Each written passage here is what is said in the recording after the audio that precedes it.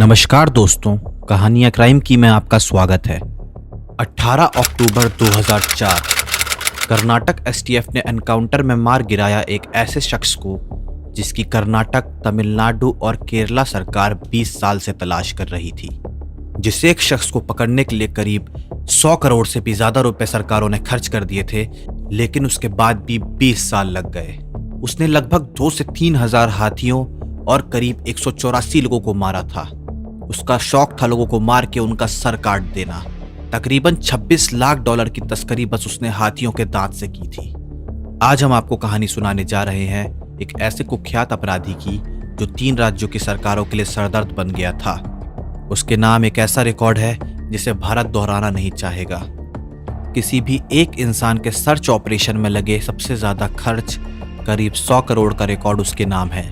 आज हम आपको कहानी सुनाने जा रहे हैं कूज मुनस्वामी वीरप्पन की, जो कि वीरप्पन के नाम से जाना जाता था।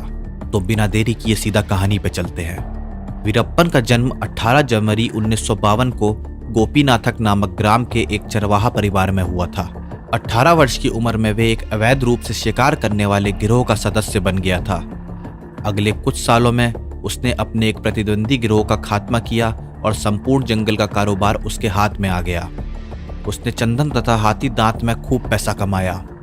वीरप्पन पहली बार सुर्खियों में 1987 में तब आया जब उसने दिगंबर नाम के एक वन अधिकारी को अगवा किया था। 90 के दशक में तमिलनाडु के जंगल में पेट्रोलिंग के लिए पेट्रोल पुलिस हुआ करती थी, जिसकी जिम्मेदारी हीम शहीम गोपाल कृष्ण को मिली थी। उनकी फिटनेस के कारण उन्हें लोग रैम्बो भी कहा करते थे। 9 अप्रैल 1993 की सुबह तमिलनाडु के एक गांव कोलातपुर में रैम्बो के नाम के पोस्टर पे भद्दी भद्दी गालियां लिखी हुई थी। यह पोस्टर किसी और ने नहीं बल्कि चंदन तस्कर वीरप्पन की ओर से जारी किए गए थे। इस पोस्टर में गोपाल कृष्ण को चुनौती दी थी कि अगर उनमें दम है तो वो आकर वीरप्पन को पकड़े। यह बात सुनकर आग बबूला हुए रैम्बो ने तय किया कि वह इसी वक्त वीरप्पन को पकड़ने के लिए निकलेंगे।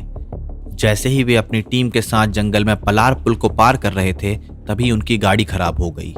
जीप को वहीं छोड़कर उन्होंने पुल पर तैनात पुलिस से 2 बस ली और 15 मुखबिरों, 4 पुलिस वालों और 2 वन गार्ड के साथ आगे बढ़े। पीछे आ रही दूसरी बस में तमिलनाडु पुलिस के इंस्पेक्टर अशोक कुमार अपने 6 साथियों के साथ सवार थे। गोपाल कृष्ण को अपने पूरे दस्ते के साथ आता देख वीरप्पन पहले ही खतरा भांप गया था। साथ ही उसने दूर से ही रैम्बो को बस की आगे सीट पर बैठे देख लिया था।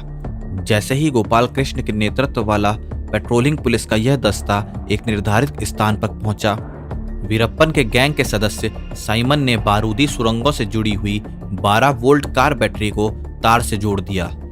तभी एक भयंकर धमाका हुआ और बस कई फीट तक हवा में उछल गई। कुछ समय बाद इंस्पेक्टर अशोक कुमार वहां पहुंचे। उनकी आंखों के सामने चारों ओर शरीर के चिथड़े पड़े हुए थे। इस भयावह दृश्य के बीच उन्होंने 21 शव बरामद किए। इस घटना के बाद कुख्यात डाकू वीरप्पन का नाम देश के हर एक कोने में चर्चा में आ चुका था। वीरप्पन की दरिंदगी का आलम यह था कि उसने एक बार भारतीय वन सेना के एक अधिकारी पी श्रीनिवासन को मारने के लिए अपने छोटे भाई अर्जुनन की मदद ली। श्रीनिवास लगातार अर्जुनन के संपर्क में थे।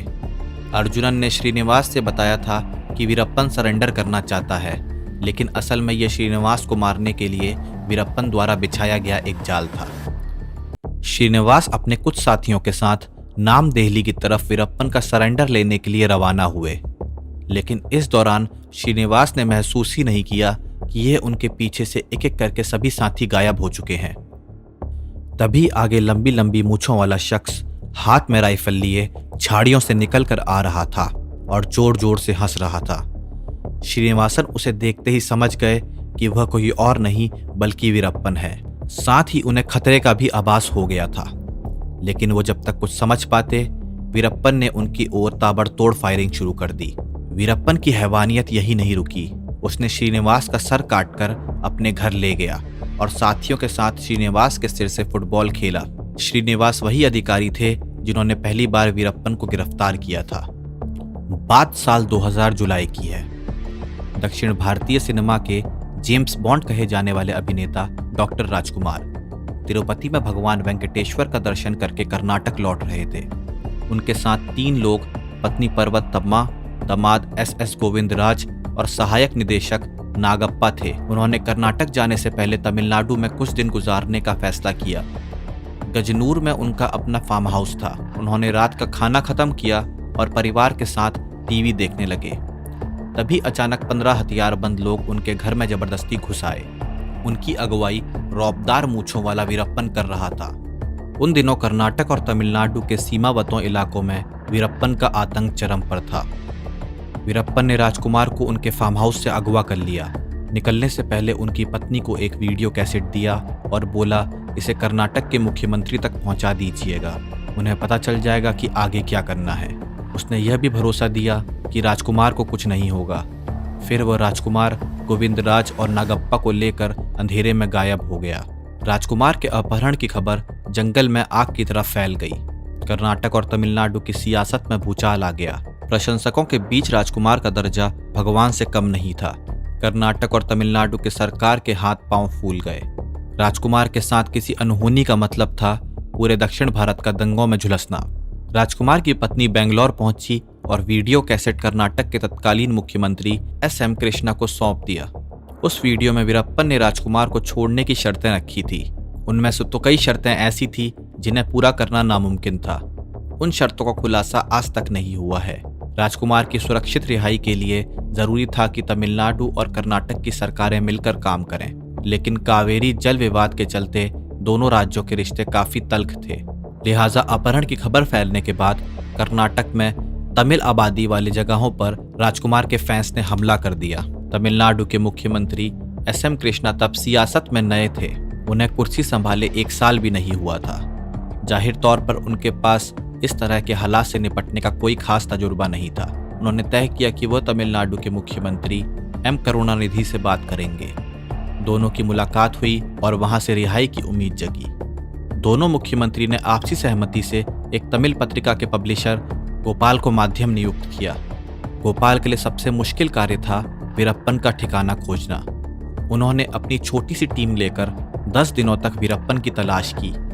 आखिर में उन्हें वीरप्पन के साथियों की मदद से उनके ठिकाने का पता चला। वीरप्पन ने गोपाल को अपने पास बुलवाया।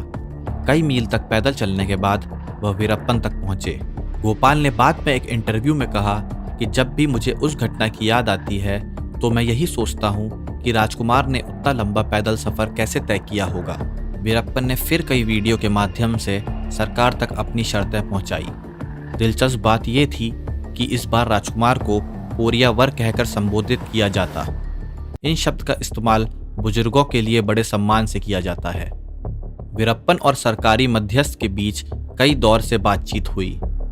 आखिर में वीरप्पन ने अपहरण के 108 दिन के बाद राजकुमार और उनके दामाद को 15 नवंबर साल 2000 को रिहा कर दिया। नागप्पा पहले ही उसकी कैद से भाग गए थे। हालांकि रिहाई किन शर्तों पे हुई, यह रहस्य आज तक नहीं खुला है। वीरप्पन ने 184 लोगों को मारा था। इनमें से 97 लोग पुलिस के थे। वीरप्पन की कैद से छूटने के बाद राजकुमार का कहना था कि यह पूरा घटनाक्रम एक शानदार स्क्रिप्ट है जिस पर वह बेहतरीन फिल्म बना सकते हैं।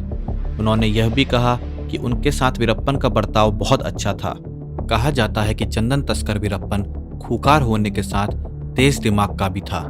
यही वजह थी कि उस तक पहुंचने के लिए 3 राज्यों की पुलिस और आर्मी को 30 साल से ज्यादा का वक्त लग गया। उसे 18 अक्टूबर 2004 को 3 साथियों के साथ तमिलनाडु के धर्मपुरी जिले में आने वाले पपरापत्ती जंगल में एनकाउंटर में मार दिया था। मीडिया रिपोर्ट्स के मुताबिक एनकाउंटर में वीरप्पन के मारे जाने की सबसे बड़ी वजह मोतियाबिंद था। दरअसल उसे मोतियाबिंद हो गया था और इलाज के लिए उसे 2 साथियों के साथ पपरापत्ती के जंगल से बाहर निकलना पड़ा था। खुफिया सूत्रों से इसकी जानकारी उसे पकड़ने के लिए ऑपरेशन चला रही तमिलनाडु एसटीएफ के हाथ लग गई। इसके बाद एक प्लान के तहत एसटीएफ ने एक एम्बुलेंस जंगल में भेजी जिस पर सलेम हॉस्पिटल लिखा था। पुलिस को धोखा देने के लिए वीरप्पन ने अपनी मूछें ट्रिम कर ली और साथियों के साथ मोतियाबिंद का इलाज कराने एम्बुलेंस में सवार हो गया। एसटीएफ ने वीरप्पन के हॉस्पिटल जाने वाले रास्ते पे एक ट्रक खड़ा किया जिसमें हथियारों से लैस 22 एसटीएफ के जवान मौजूद थे। एम्बुलेंस के ट्रक के पास आते ही एसटीएफ ने उसे हाथ देकर रोका और माइक पर वीरप्पन को सरेंडर करने को कहा। दूसरी बार सरेंडर का अनाउंसमेंट होते ही एम्बुलेंस चला रहे एसटीएफ का अंडर कवर जवान गाड़ी से नीचे उतर गया। इसके बाद वीरप्पन और उसके साथियों ने एम्बुलेंस के अंदर से ही फायरिंग शुरू कर दी। मौका पाते ही एसटीएफ ने एम्बुलेंस के अंदर ग्रेनेड फेंका और जवानों ने गोलियां दागनी शुरू कर दी। वीरप्पन के सर में गोली लगी और उसकी मौके पर ही मौत हो गई, जबकि 3 साथी गोलियां बरसाते रहे और वे भी अंत में एनकाउंटर में मारे गए। तो ऐसे हुआ कुख्यात तस्कर का अंत। उम्मीद है आपको यह कहानी अच्छी लगी होगी और आगे ऐसे ही कहानी सुनने के लिए चैनल को सब्सक्राइब करें और वीडियो को लाइक करें।